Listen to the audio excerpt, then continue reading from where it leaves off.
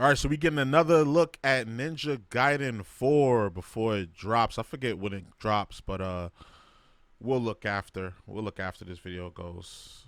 So let's go. Hold on. Gotta start from the beginning.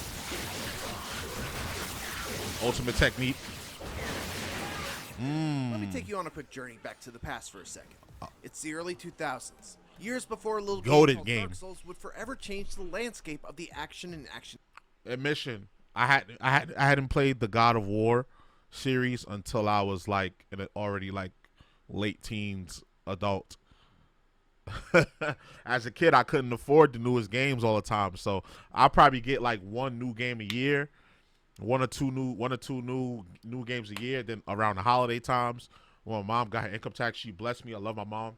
She would buy me video games. Like, she ignited my passion for video games.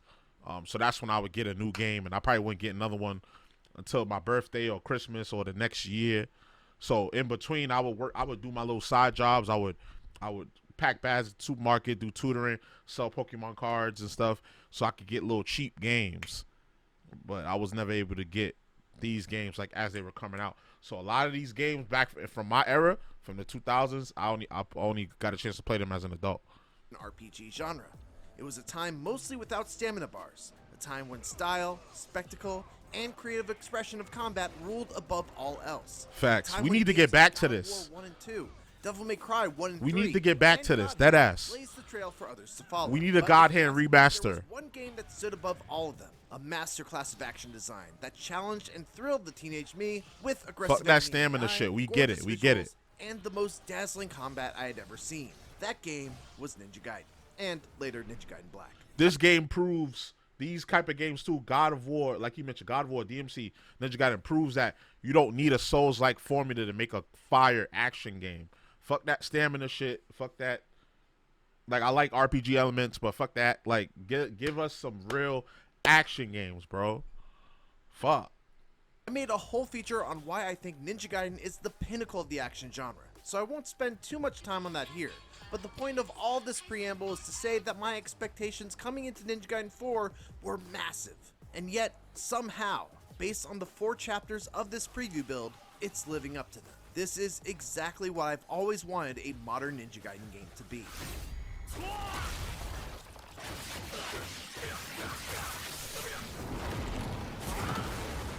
Let's get one thing out of the way first. While this is co-developed by Platinum Games, make no mistake, this feels like Team Ninja's Ninja Gaiden through and through, regardless of whether you're playing as Ryu Hayabusa or newcomer Yakumo.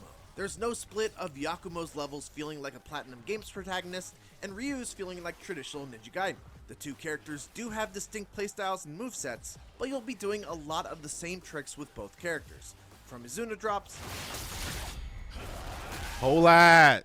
throws, to quick charge ultimate attacks, etc. Where Platinum's influence is truly felt is in the absolutely wild segments in between bouts of combat. One level felt like a demonic 3D Sonic stage, as I had to bounce between physics-defying rails while avoiding getting shot by a helicopter, using my grappling hook to pull myself from rail, to wall, back to rail, finishing off with a dramatic leap into an assassination from above to kickstart the next combat encounter. It was just one of the many times I grinned like a giddy little child, remind me of Ghost Runner, out loud and shouting, "That was so sick!" When it comes to the fundamentals of combat, Ninja Gaiden 4 feels like an even better version of Ninja Gaiden 2. You've got light attacks, heavy attacks, shurikens, and of course the signature flying swallow attack that allows you to quickly dash towards an enemy out of a jump and potentially slice their head off with just a single strike.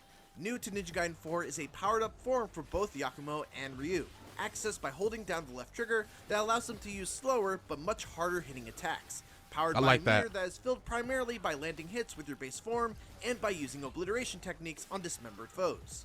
You'll need to use this form primarily to break through an enemy's guard once they start blocking your standard attacks, or to guard against one of the many especially powerful red glowing attacks that many larger enemies and bosses like to use. Yakumo's Blood Raven form allows him to use a giant blood sword that extends and allows for some really cool looking attacks that hit a wide area, while Ryu's Gleam form allows him to use the kinds of multi-hitting high-speed sword slashes that you would normally get from charging up an ultimate technique.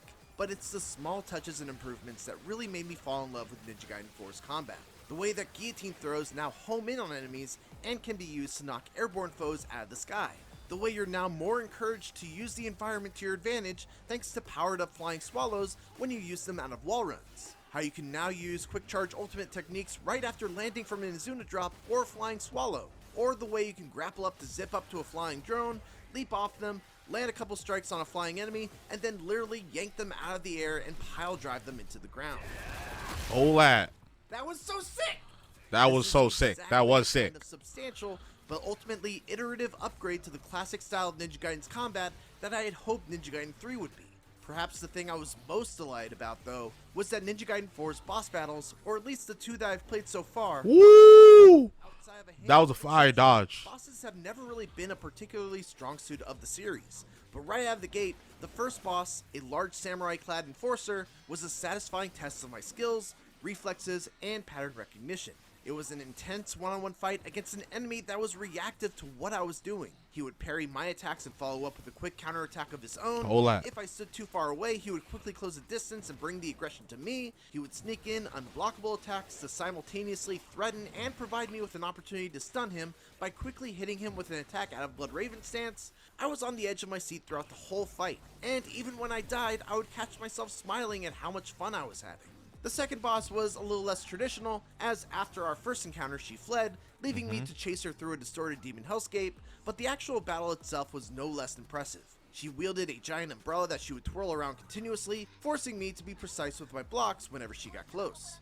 Another thing I appreciate about both these fights were the grapple points that I could quickly use to zip out of the way, and then flying swallow right back to keep up the aggression. My demo... You know, I often talk about tools and how I love a game that even if it's really difficult, they give you all the tools to succeed. I praise games like Elden Ring and Lies of P for that. They give you all of the tools that you need to succeed, and it's up to you to figure out how to use them. It doesn't hold your hand and say, use this to beat this boss. Like, I feel like this game is going to be one of those kinds of games. Gave me a ton of skills unlocked right from the start, and while that was very much appreciated in the sense that I had Ryu and Yakumo's full set of tools available for me to play around with, it also did give me a good sense of what the progression would be like in the full game. I'm a gaming journal, man. I have a journalism background. I got a degree in multimedia journalism. Come on now, I know what I'm talking about. Out once I get my hands on the full version. At the very least, I can say that the training and tutorial tools in Ninja Gaiden 4 seem excellent. There's a full training mode where you can practice against customizable enemies. You're able to look back and get explainers with video on every technique that you've learned, full combo lists, the whole works. While the levels are linear and I didn't happen to find any golden scarabs or crystal skulls, there are still things to do and find off the beaten path.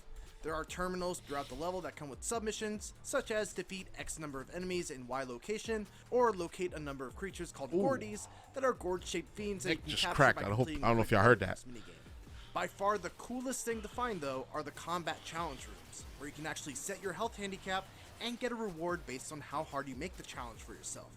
I love the challenge rooms in the OG Ninja Gaiden 2, so I was super happy to see a form of them return. And the ability to essentially set your difficulty is a cool change that gives you an appropriate reward for the effort you put in.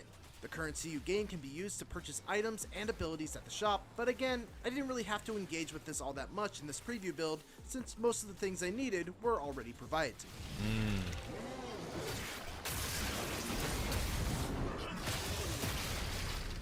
It's rare that you wait for a game for more than a decade, and it finally comes, and it seems to be everything you wanted and more. It's a decade since Ninja Gaiden 3? Ninja Gaiden 4 is shaping up to be that game.